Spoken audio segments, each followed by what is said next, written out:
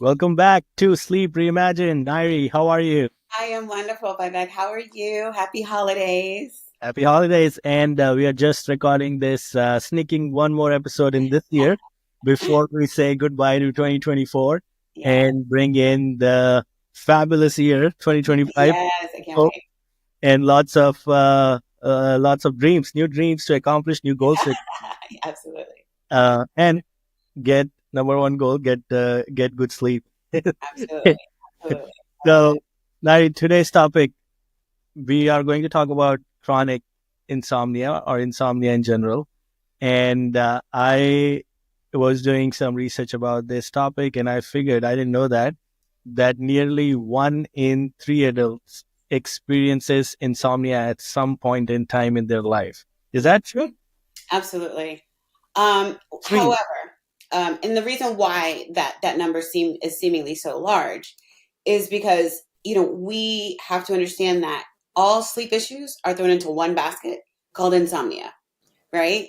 So, a lot of times there's really no clarification as to what that means, right? Okay, I have insomnia. Okay, great. Now what? Right? So it's important to identify like what exactly, and that's definitely one of our hopes also is that we really have to expand our vocabulary when it comes to talking about sleep and sleep issues and sleep disparities because there's temporary sleep issues and then there's real sleep disorders, right? But seemingly they're all put into this one basket of insomnia. So, ideally, I would love to just define and identify what it means when somebody says insomnia, right? And for us at Nsomnia Sleep Health and Wellness, we look at sleep disparities from the perspective of mental rest, right? That occurs during REM sleep. So, Nsomnia Sleep Therapy is the only sleep therapy on the market that can target REM sleep. Therefore, today we'll look at like how REM sleep is affected by chronic insomnia, right? And so it's important to identify and define what insomnia is. So when we think about poor sleep, it's easy to, like I said, lump everything together. But chronic insomnia and REM sleep deprivation type of things are two sleeps. So we have two sleeps, right? And insomnia is really like the catch all, the be all, and then REM sleep deprivation is like the result of insomnia. So we'll definitely dive more into that. Yeah. So let's start with this. Have you ever had sleepless nights yourself, and what was the experience like? And then what did you do to overcome with that? Whew. Okay, so before starting this business, I actually didn't have a problem, sleeping. So, which naturally, I had to kind of, evaluate and identify like what is causing me to not sleep all of a sudden. I sincerely did not ever have. I could lay my head. My son can sleep where he's standing. Like that was honestly okay. The issue though, really, is that the stress of starting a business, and just being part of my personal sleep journey has really been a eye opener for me. Just laying awake, thinking about stress and responsibilities, and looking at the clock, and it's 2 o'clock. That means I have 2 o'clock to make myself go to sleep, but I have to get up again and start this all over again, right? My mind isn't resting. I'm in bed thinking about this, right? So what does that mean? And then tomorrow I'll get up, I'm tired, I'm groggy, I'm not cognitively functioning well, I'm cranky, I'm irritable. So, it's just a domino effect. So, chronic insomnia is just the persistent inability to fall asleep, stay asleep, or achieve restful sleep, independent of the opportunity to do so. So I'm in bed. Why can't I just get that rest, that sleep? But insomnia is more so the persistent inability for whatever reason, right? Initiating sleep. Why can't I fall asleep? Why can't I stay asleep? And when I am asleep, why can't I get that rest? I've been asleep for 10, 12 hours, but I'm not rested. I wake up and I have this daytime sleepiness, irritability, fatigue. I can't concentrate, and that insomnia is identified as happening at least 3 times a week for at least 3 months. Okay, so that's how am I just stressed out? I don't necessarily have insomnia. I just now know that it's the stress of the business. And so it's important for me to identify those triggers. And, most people just aren't aware, don't take the time, are not educated to take the time and identify what is preventing them from having and maintaining sleep. So is it like when we see like it's happening three or more times, that's when you kind of should raise a flag and say like Mm-hmm. get checked or whatever. Mm-hmm. And Okay. unfortunately, in our sleep community, is that that's primarily what's looked at. It's like, okay, you have insomnia. So it could potentially be due to sleep apnea, right? So, then that's when the devices come into play. I I'm just trying to phrase my words appropriately. I feel like we can definitely expand on our knowledge in identifying other causes of insomnia and not just sleep apnea. Hmm. Okay. Um, let's talk about the common misconceptions, and I think we touched briefly in previous episodes, but there are a lot of misconceptions about insomnia that people need to especially unlearn. What are those? Do you want to debunk a Yeah. few so that we can get them out of the door? I know we touched on this in one of the other podcasts earlier, but the myth, and I know it's going to sound crazy, and I truly believe I'm probably the only person who says this, but again, we look at everything from the perspective of mental rest, restorative rest, and sleep. So the myth that sleep cannot be made up, I don't believe is true. I do believe you can make up sleep, specifically REM sleep. REM sleep is a zero sum game. Like there is a such thing as too much REM sleep, and there's just such thing as too little REM sleep. Sometimes defined as, you may have heard the word sleep inertia, sleep debt, adenosine sleep pressure.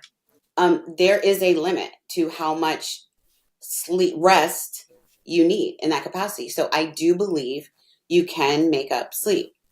So if I can undo a myth or recreate a myth, that I do believe you can make up sleep. Just like, you've been doing something, you pull an all-nighter, you only had 3 hours of sleep, but tomorrow you're going to sleep 12 to 15 hours. You are making up sleep, specifically rest, right? You slept for 5 yesterday and you sleep for another 7. So and your typical 7, you're going to make up your 5. So 12 hours of sleep. That's not uncommon, especially college students. Oh my God, I pull all nighter. I had an exam. I studied that. They come home and crash, right? They're making up sleep. And if we can allow ourselves the ability to make up that rest, which is actually not that easy, right? And that's kind of also where the insomnia comes in. I have the ability to get 12 hours of rest because my exam is done, but I'm still thinking about that test. What if I should have changed this answer? Oh man, let me go reset. No, that's the insomnia. You have the ability to sleep, but you just won't. So I'm just clarifying this further. So you can make up your sleep, but I think what you're saying is, and correct me if I'm wrong, is really you can make up for your REM sleep. And that's the more important point here, because you can have 15 hours of sleep, but if you didn't go into that deep sleep Absolutely. REM mode, you will wake up as tired or there will be problems, right? So Absolutely. it is really what you are saying is there is way to make up for the sleep, and that is really deep sleep equals to REM sleep. That's what you're. Absolutely. Absolutely. Now, if you can't, that's another issue, right? That is absolutely part of it, right? However, you still have insomnia. Given the opportunity, we help you find, or Nsomnia Sleep Therapy, we will get you that REM sleep that you are unable to get on your own because of your insomnia. Another myth we encounter is that people just accept daytime sleepiness as like a normal, or like needing to take naps. Like I don't dispute naps, but naps every day are not good. I am nap queen. I love naps. Occasionally, if you had a hard workout or you studied hard, you work hard. Christmas, oh my God. Parents up late because Santa's coming, whatever, whatever. Okay, we all know what they're doing today. They're making up sleep, right? That's totally fine. But the fact that that's normal, no, that's not normal. Right. Um, Getting older, our sleep patterns change. I have an insomnia because I'm getting older. You still need appropriate amount of rest. You have an older mind still needs to rest. So there's a lot of myths out there because I believe due to the lack of information. Well, this is why people need to hear this show, Sleep Reimagine, and or come to you and call you and understand this better. Yeah. Um, all right. So, what are some surprising triggers of insomnia that most people overlook generally? Mhm. I mean, surprising stress, yes, no, maybe. But seemingly justified. It's like, oh my God, I'm stressed out, so I'm not sleeping. No, it doesn't make it any better. So it's the adrenaline levels, and you're always like your cortisol levels and your adrenaline. Those keep you up at night, right? So those are triggers. The stress. You can't unstress yourself, but you definitely need to make proactive, conscious decisions to try. Poor sleep habits. People don't realize how important, absolutely foundationally important it is to have a consistent sleep schedule. That is our number one thing we tell all of our patients. We get them on a consistent sleep schedule.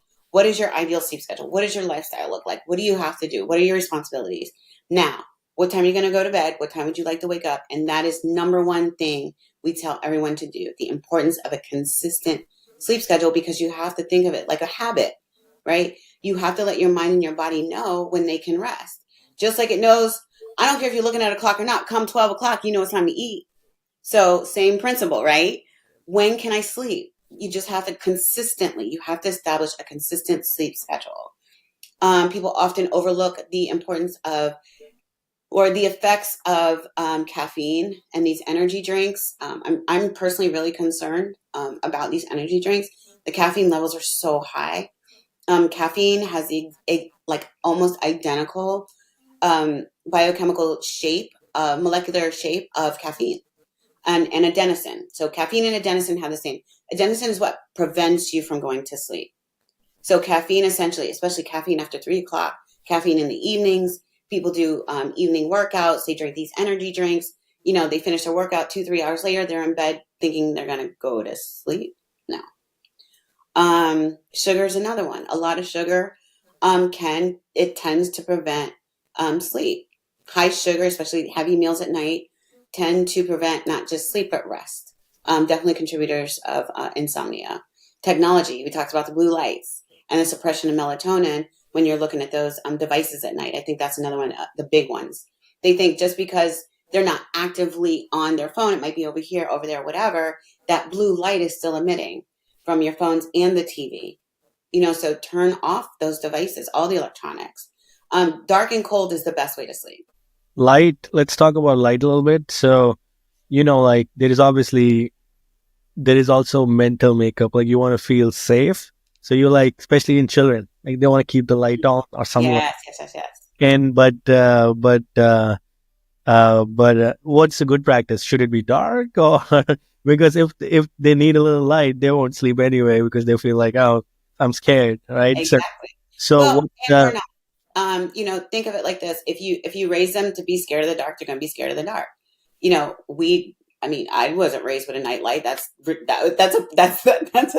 a third world issue, right? I mean, you have the light from the moon. Okay, fine, but I mean, I don't know. It's just kind of reverse that kind of ideology. It's just you don't necessarily need light at night. You have the motion lights if they want to go to the bathroom or something like that. Um, I actually tell my kids try not to turn on the bathroom lights because that emits a different type of response. And you got to go to the bathroom. Okay, fine, but sometimes you can't get back into bed and go to sleep. So it's I like again, it's we have motion lights throughout the hallways and along their paths to the bathrooms for that reason. And it's enough light that it shines through the bathroom and they can go back to bed. Just another idea. But yes, try to minimize the amount of light at night. Yeah, I mean, we did this. We had motion lights. Now we switched it because the bathroom lights were like too bright. Right, exactly. Right. Exactly.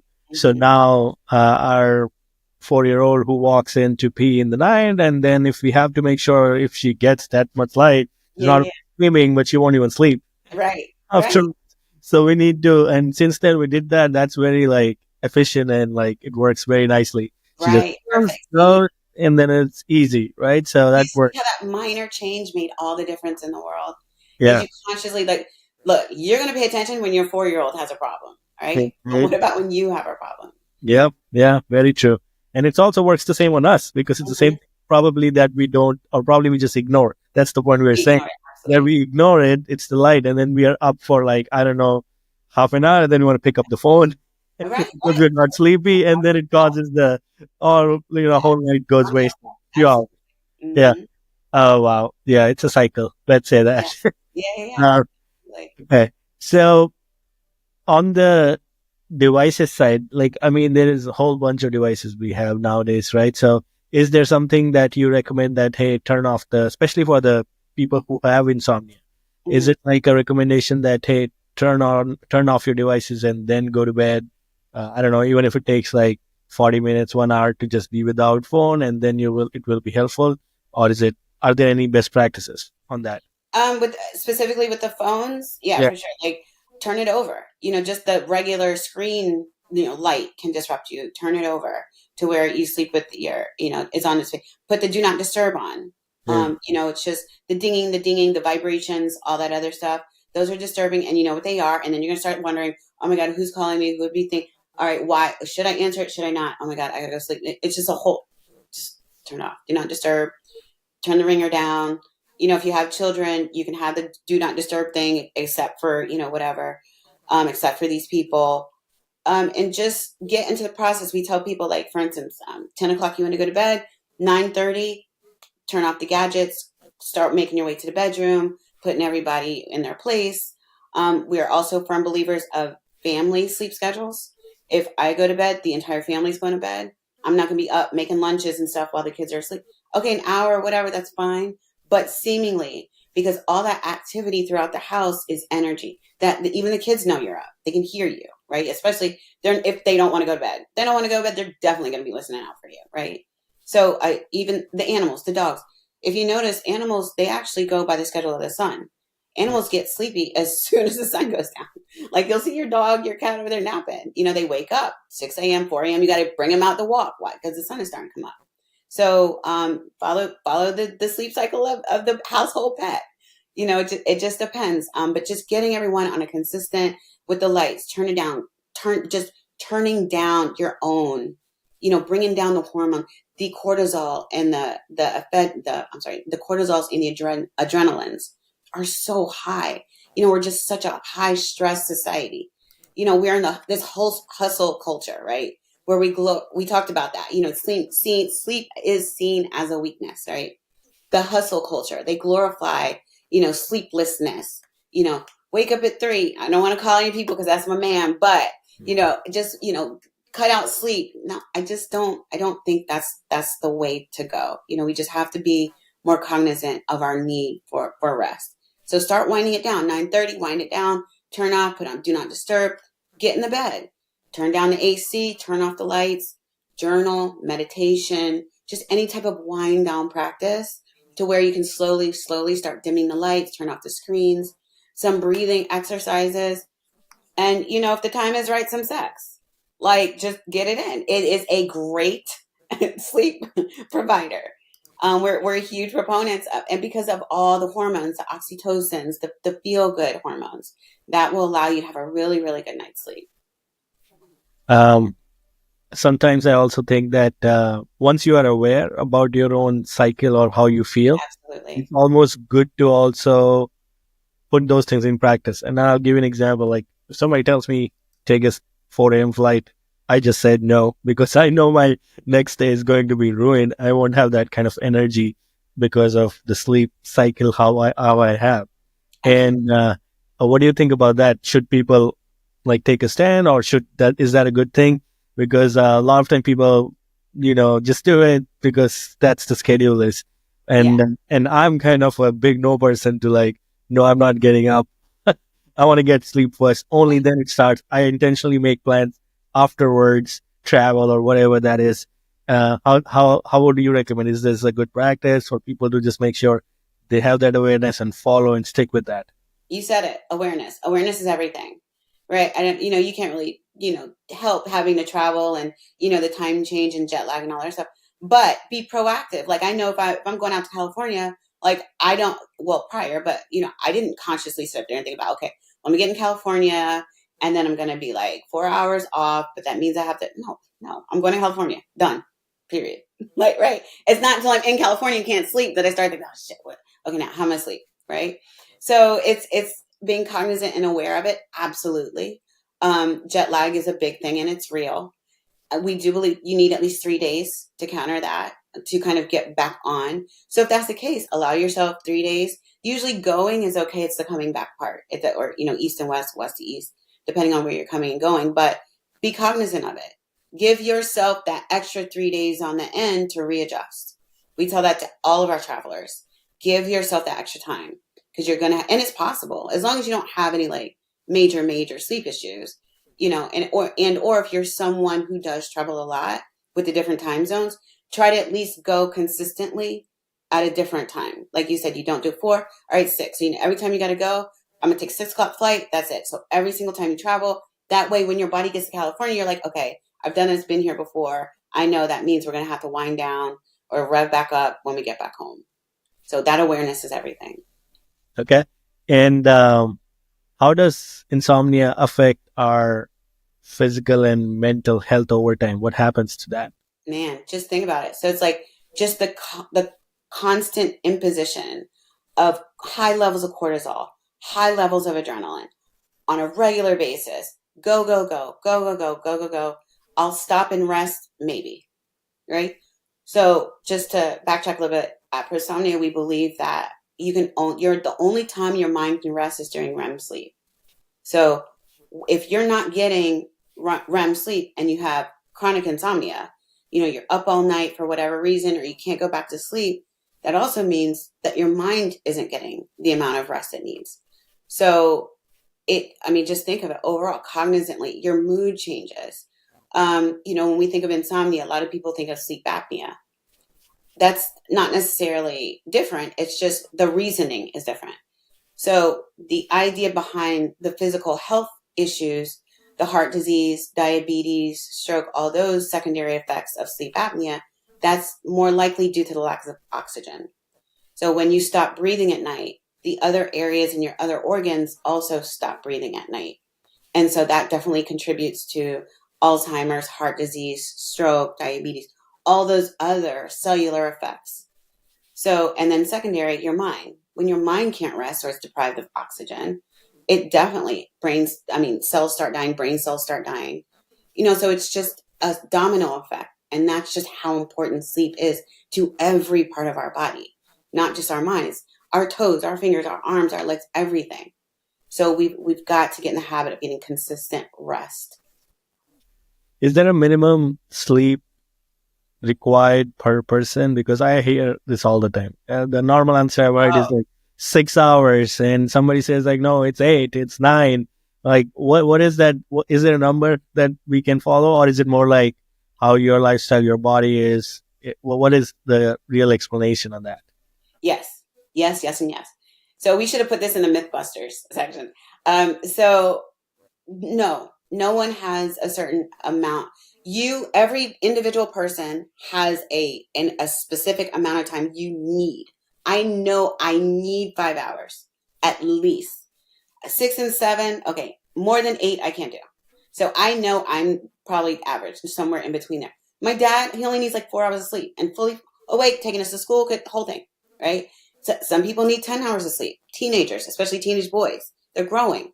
They need 10 hours. So it just depends. And so this is when we were talking about your chronography, right? Getting to understand, are you a lark or a night owl, right? Do you perform better? Are you better cognizantly in the morning or at night? Where do you fall in that?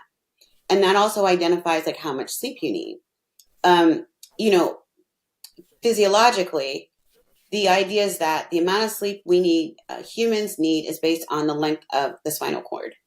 So that's how they came up with 8. I don't know what the foundation is to that, but like elephants, giraffes need a little bit longer time, whereas people need 8. Birds, not so much.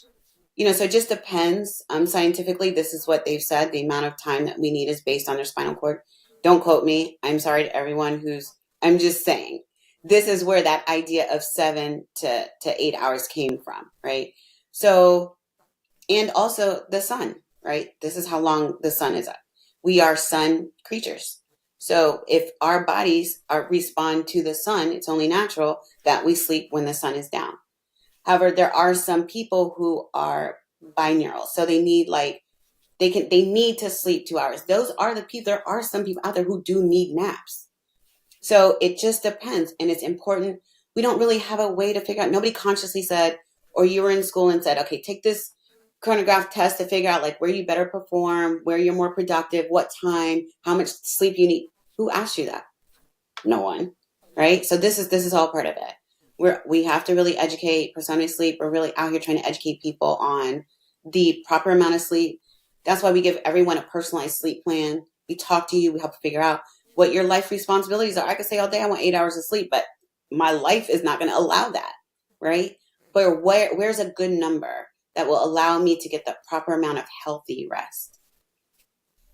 Is there any research or studies going in the field where the more focus is on how do we make kind of like everybody should know what's their best sleep hours and best productivity hours? Because if we know, we kind of it changes the world so much. Like it can Absolutely. impact GDPs of the countries, Right, right, right? right. Like it's like that level of things, right? Like it can change productivity. Your all economics will Yeah, indicators will change because absolutely. now the things are changing. So, is there? Have you seen any like anything that's in that direction happening from what we can anticipate or coming in the future, especially in the sleep circles, let's say the medical world or even just in general in that world? Have you seen anything like this or Well, nothing? I do believe the wearable devices are really will become really important into, navigating and, taking a real step towards conscious sleep health. Because we'll be able to identify it better. We'll be able to see if we have sleep apnea, like, with the rings and the devices and the phones, we'll be able to better identify, yes, all right, this person, I stopped breathing, 5 times last night. Why? Right? I didn't stop breathing, but I'm still not sleeping. Why? So it will definitely help identify. I slept deeper during these times, whereas, I had more non-REM sleep during these times. So when we can really kind of, as a society, just take this information and streamline it and get people to identify, now that we have this information, what do we do with it? I think is where the best benefit will come from. Yeah, for sure. So I do think it's coming. We definitely need to expand our vocabulary and get more specific. Right now, we're just treating symptoms, but prosomnia sleep definitely has the ability to target the problem, the root cause, and the problems. So as prosomnia sleep health and wellness becomes more prevalent in society and the communities, then I also think we'll be able to help address a lot of these sleep issues. Yeah, I think I've spoken to, again, through Top Health itself, with physicians who have been more on functional integrative medicine, and they have touched upon sleep, right? But again, it's still been more of symptom treating rather than preventive, right? And I tend to think the bigger changes will like there's a lot of talk about longevity and in general preventative care. Yeah, So, but that doesn't work without sleep. Like I right. don't see that Absolutely. exist, right? So, Absolutely. so my question to you is: are you seeing like the physician on the longevity and preventative side partnering with the folks like you in sleep world and coming up with what would be actually the most optimized, uh, you know, restful and healthy body in that Yeah. regard? So have Um, you that or what is something we should tell more people and get notice of? How do we get attention to that if it's yeah. not? Oh, I'm with you. Like I think you had a gentleman on your one of the podcasts. The biomarkers. I think the biomarkers are going to be really important in identifying the sleep issues too. So, another big thing too is the inflammatory biomarkers. That's a big thing, right? So everybody's like, okay, especially with the athletes, I anticipate them having high levels of the inflammatory biomarkers, and that's fine. because of the constant stress and injury and the, all that build up and build down and catabolic and anabolic, all that other stuff. But how do we know? How do we know it's not due to lack of sleep or lack of rest or the inability? So another thing is too, I always speak about the mind needing rest, but your body does, your muscles specifically definitely need rest as well. Any muscle, any body part that uses ATP energy, it has to rest because the only time it can recycle and regenerate and restore is during rest.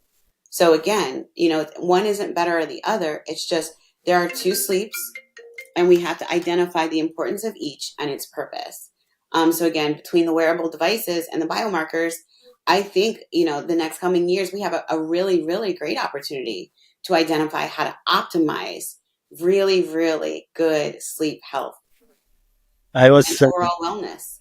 Yeah, I was watching this documentary on Rodman the when he was playing in his playing games, and he was a party animal. Like he was out before games, after games, between games, Yeah. and then I always thought like, dude, like, is your sleep not impacting your game? And it's probably is. I don't know, but I was like, wow, this dude is like just playing in NBA, but and then he was like, he might have done even much better. I don't know. I'm just saying. So One thing I can definitely give tribute, of course, to Kobe Bryant, among other things, is that he was very vocal about how the importance of sleep. He said initially he would, as always, he would jeopardize his sleep, for more performance and more workout, more training, and more. And then he realized I guess he just like crashed, like hit a wall, and like mentally, logically, I can't understand why I'm not performing. But then he went back and he realized he's only getting 3-4 hours of sleep. His mentally, cognizantly, like he just, and he became a really, really big proponent of getting REM sleep. yeah, I mean, and then we know how far he went, and Yeah, yeah, great thing, right? So yeah, he yeah, always made those improvements to whatever he was finding. That was absolutely. the great thing about Kobe. Yeah, Uh, awesome. Yeah. Now let's talk about any real, without naming, of course, patient stories that has sure. transformed their insomnia. Yeah. So we have quite a few, which I love, and this is just one of the things that really keep me going. It's just seeing how much of a difference you can make in people's lives, which is sleep. I don't want to minimize it myself, but it's just you can literally transform someone's life, but by just giving them rest. Um, so we have a couple. I'll say the most typical ones, which is usually our stress related type of chronic insomnia patients. A typical mom, she works executive the whole nine, struggling. She's always exhausted. She's always wired, always on calls, always drinking caffeine. Will catch a nap in the car when she can. Push, push, push, go, go, go. Work stress, late night stress, screen time, inconsistent schedules, traveling, the whole nine, like the typical everything you can think of. So she came just more out of like desperation, because all her other medications weren't working. Like she did what she thought she was supposed to do. She went to the doctor. They gave her medication. I don't want to say, but it got to a point where it's like I can't keep on increasing my doses, and that's usually what happens too. And it's in addition to it's not working anymore. So I'm on sleep medication that's not putting me to sleep. And specifically, she's definitely not getting REM sleep. Medication is the biggest inhibitor of REM sleep. So, we do have a whole medication management plan throughout our therapy as well. But that is what I felt like her biggest problem was. So when she initially came to us, we initially treat them for the sleep inertia that I spoke about, that adenosine. Oh my, I cannot, I'll do anything just to sleep, right? So we treat them with the Nsomnia Sleep Therapy. We treat the sleep inertia, and it's an ongoing program. So then we later identify, okay, now you're rested, you're restored, you're rejuvenated, you feel great, you can think clear. Now, let's develop a sleep plan for you to help you identify what is preventing you from getting consistent sleep, right? So at the end of the day, so we do cognitive behavioral therapy for insomnia and do behavioral changes. So with the prosomnia therapy and the behavioral changes, she was able to stop drinking coffee after 3 o'clock, make hard stops at 7 o'clock, Like at some, I know you're busy. And if you need to share that, like in your business life, to be like, look, I make a hard stop at 7. I respect your time. I ask you to do the same. Right. So that means I can get my family together. We can have dinner. We can wind down and then put everybody to bed and we can go to rest and you wake up and do it again. All her things was electronic. This woman had iPads, laptop, all in her room. Phone, laptop, iPad, the little mini she can bring to her bed, and the watch. That's another thing, the watches. I know some of the watches I'm trying to name names. The watches, have the sleep information on them. Apple. Right. And they also, among other things that the watch does, though, is deliver messages, makes phone calls, and notifies you. It's those disturbances throughout the night.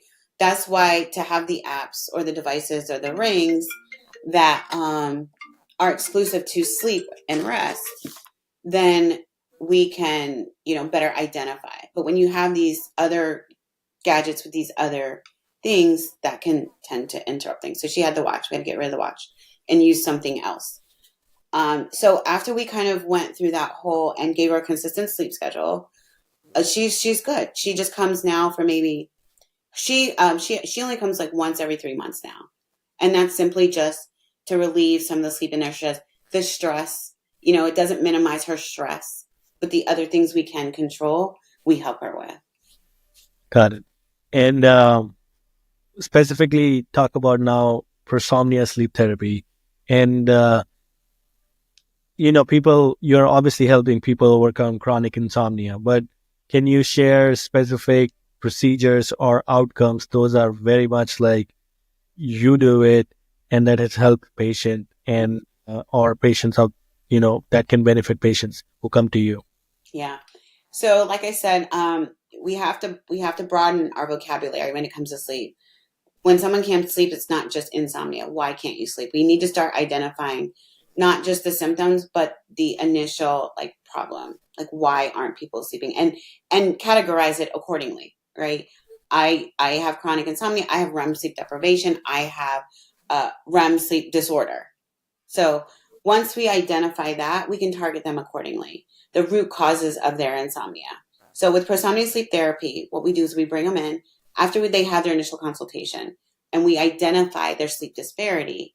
We bring them in for a Nsomnia sleep session. After their Nsomnia sleep session, we provide ongoing support. Someone with a REM sleep disorder may not benefit with cognitive behavioral therapy, right? They need real, like, physiological changes to occur. We will implement medication management practices. We will partner with their PCP to identify. A lot of times when people can't sleep, a lot of PCPs are quick to identify as depression. A lot of the antidepressants prevent REM sleep. So then naturally they put them on sleep medication. So, but we're kind of doing this, right? So we help identify what their sleep disparity is when they come and see if we can help maximize and optimize their sleep health and wellness. Because, I think we only do sleep, period. We don't do anything else. So all we have to do, we only have time to dig into your schedule, your time, your lifestyle, and figure out how we can get that person some rest.